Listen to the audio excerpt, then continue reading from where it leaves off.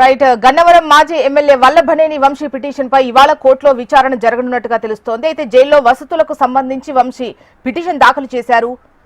అయితే తన ఆరోగ్య పరిస్థితుల దృష్ట్యా బెడ్ అండ్ ఇంటి నుంచి భోజనం కావాలని అడిగినట్లుగా తెలుస్తోంది. డీటెయిల్స్ మనకు ఏపీ కోఆర్డినేటర్ రాజేష్ అందిస్తారు. రాజేష్,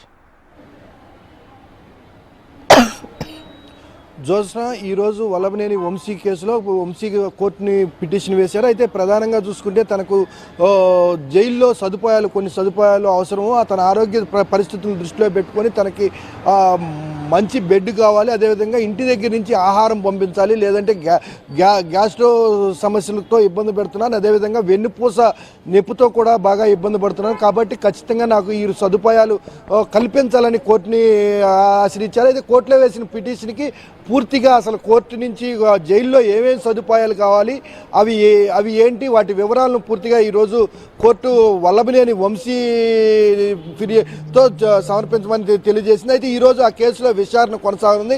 దీంతో పాటు ఏదైతే పోలీసులు కోర్టుకు పిటిషన్ వేశారో వంశీని 14 రోజులు కస్టడీకి ఇవ్వాలి, 10 రోజులు కస్టడీకి ఇవ్వాలనేసి ఆ పిటిషన్కి సంబంధించి కూడా వంశీ తన దగ్గర ఉన్న సమాచారం